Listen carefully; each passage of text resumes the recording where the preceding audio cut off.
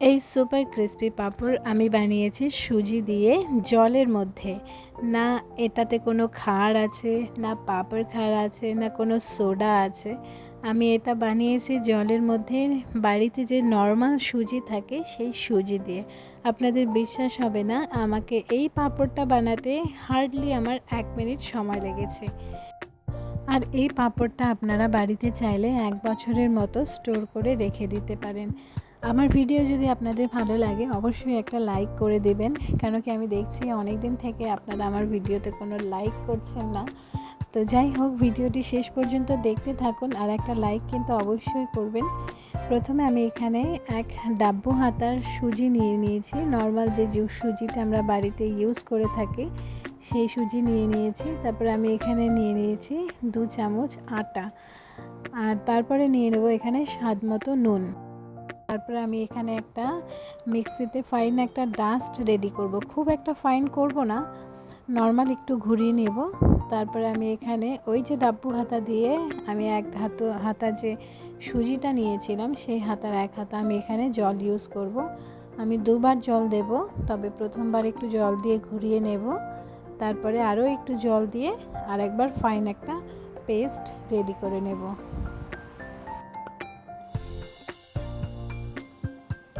আমার এটা বানাতে একদমই কোনো খাটনি হয়নি, একদমই ইজি প্রসেস ছিল বানানোর। আর মিক্সিতে তো একদমই সহজ হয়ে যায় বানানো সব কিছু। যাই হোক, আমাদের পাঁপড়ের জন্য ব্যাটার এখানে রেডি হয়ে গেছে। এবারে আমি এখানে কিছু ফ্লেভার দেব। তো দেখুন, আমি ব্যাটারটা বানিয়েছি কমপ্লিটলি এখানে রেডি ব্যাটারটা। তবে ব্যাটারটা না কোনো ঘন আছে, না একদম পাতলা আছে, মিডিয়াম আমি রাখবো। খুব একটা ঘন রাখবো না, আর খুব একটা পাতলাও রাখবো না। পাতলা রাখলে পারে সেটা পাঁপড়টা বানাতে খুবই প্রবলেম হবে, আর ঘন রাখলে পারে পাঁপড়গুলো ভীষণ মোটা মোটা হবে, সেই ক্ষেত্রে পাঁপড়গুলো একদমই ক্রাঞ্চি হবে না। তবে আমি এখানে ফ্লেভারের জন্য এখানে কারি পাতা ইউজ করব। আপনারা চাইলে ধনে পাতা কিংবা পুদিনা পাতা ইউজ করতে পারেন, তবে কারি পাতা আমাদের মাঝে মাঝে খাওয়া খুবই জরুরি, পেটের জন্য কারি পাতা খুবই প্রয়োজন। তবে আমি এখানে 20 থেকে 25টা কারি পাতা নিয়ে নিয়েছি ফ্লেভারের জন্য।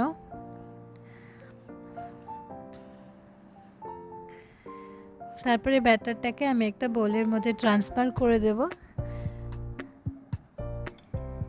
এবারে এখানে আমি এক এক করে ফ্লেভারটা দেব। এখানে আমি গোটা জিরা দিয়ে দিব 1 টেবিল স্পুন চামচ। আর এখানে কিছুটা যে কারি পাতা আমি কেটে রেখেছিলাম সেই কারি পাতাটা আমি এখানে অ্যাড করে দেব। আমার একটু সামান্য বেশি হয়েছিল সাদা জিরেটা, যার জন্য আমি একটুখানি কম করে নিয়েছি সাদা জিরেটা।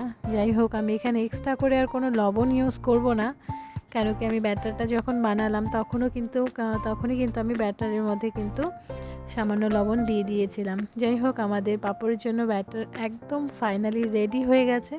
এবার আমি পাঁপড়টা বানাবো কিভাবে সেভাবে দেখতে থাকুন।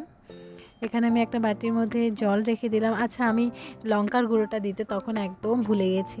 যাই হোক, আমি লঙ্কার গুঁড়োটা এখন দিয়ে দিচ্ছি। এটা কাশ্মীরি লাল মির্চ, আপনারা চাইলে চিলি ফ্লেক্সও ইউজ করতে পারেন। আমার কাছে এটা অ্যাভেলেবেল ছিল, যার জন্য আমি এটাই ইউজ করেছি। তো আমি একটা বড় একটা সসপ্যান নেব, যেটার নিচে অল্প একটু জল দেব। জলটা যখনই ফুটতে শুরু হবে তখন আমি এখানে একটা স্টিক রেখে দেব। আপনাদের কাছে এরকম যদি কোনো স্টিক থাকে আপনারা অবশ্যই এটাই রাখবেন, কেন কি এটাতে সুবিধা হবে অনেকগুলো পাঁপড়গুলো করতে। তার উপরে হালকা একটা প্লেটস রেখে দিতে হবে। আমার কাছে এরকম ছোট ছোট প্লেট ছিল, যার জন্য আমি এই প্লেটগুলো ইউজ করেছি পাঁপড়ের জন্য। আমি এখানে সামান্য সামান্য করে দিয়ে প্লেটগুলোকে এক এক করে কমপ্লিট করব। খুব একটা বেশি দেব না, তাহলে পাঁপড়টা খুব মোটা হবে, আবার খুব একটা কমও দেব না, একদম পাতলা হবে, তাহলে মোটামুটি আমাকে দিতে হবে। এবার এক এক করে আমি এখানে বসিয়ে হালকা গ্যাসের স্টিম একদম লোতে থাকবে, মিডিয়াম টু লো থাকবে। তারপরে আমি একটা ঢাকা দিয়ে ঢেকে মিনিমাম আমাকে 1 মিনিট রাখতে হবে। মিনিমাম না, ম্যাক্সিমাম আমাকে 1 মিনিট রাখতে হবে। হ্যাঁ, 1 মিনিটের বেশি আমি রাখবো না, 1 মিনিটের কমও রাখবো না, আমাকে মোটামুটি 1 মিনিটই রাখতে হবে।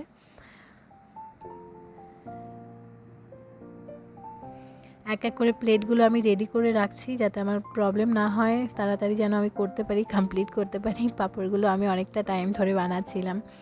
যাই হোক, আমার বানাতে ভীষণ মজা হচ্ছিল, বিশেষ করে যখন আমি জলের মধ্যে পাঁপড়টা দিয়ে দিয়েছিলাম। যাই হোক, আমাদের এটা রেডি হয়ে গেছে। আমি এখন একটা জলের মধ্যে ট্রান্সফার করে দেব। বিশ্বাস করুন, এটা করতে আমার ভীষণ মজা লেগেছে। কেন কি, এই যে জলের মধ্যে প্লেটের থেকে বের করা একটা একটা নতুন একটা এক্সপিরিয়েন্স হলো।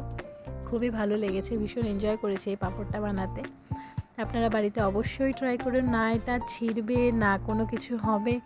হালকা একটু চাকুর সাহায্যে আপনারা যদি সাইড থেকে একটুখানি যদি ছাড়িয়ে নিন, তাহলে এটা ইজিলি খুলে যাবে। তারপরে আমি এখানে এক এক করে সবগুলো পাঁপড় এখানে কমপ্লিট করেছি। একই প্রসেসে আমি সবগুলো করব। আপনারা যদি চান যে জলের মধ্যে দেব না, নর্মাল এমনি করব, তাহলে আপনারা কিছুক্ষণ 1-2 মিনিট প্লেটটা বাইরে রেখে দেবেন। বাইরে রেখে দেওয়ার পরে হালকা একটু চাকুর সাহায্যে আপনারা পাঁপড়টাকে একটু সাইড থেকে সরিয়ে নেবেন, দেখবেন অটোমেটিক খুলে যাবে পাঁপড়টা। তবে আমি এখানে জলের মধ্যে করেছি, জলের মধ্যে করতে একটু সুবিধা হয়, আর আমার করতেও ভীষণ মজা হচ্ছিল।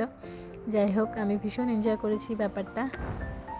কুকিং প্রসেসে যে এতটা এনজয় হয় সেটা আমি আগে কখনো বুঝিনি। যাই হোক, আমার খুবই ভালো লেগেছে।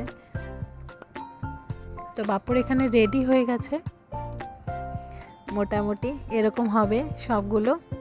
আমি এক এক করে সবগুলো কমপ্লিট করব।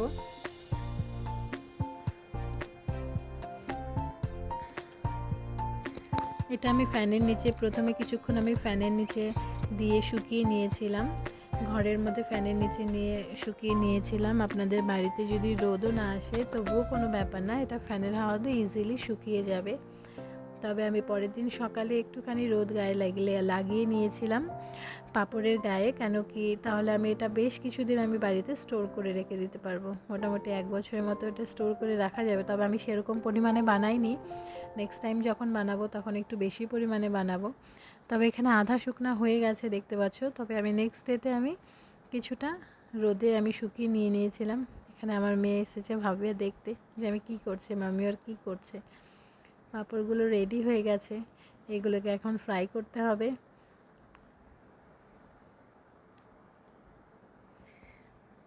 দেখুন, তেলের মধ্যে দিতেই কতটা ফুলে গেল। তেলটা আর একটু বেশি থাকলে আরও বেশি ভালো হতো, তবে তেলটা আমার কম হয়ে গেছে দেওয়া। একদম ক্রিস্পি হয়েছে। ভিডিও যদি ভালো লাগে অবশ্যই একটা লাইক করুন। Thank you for watching.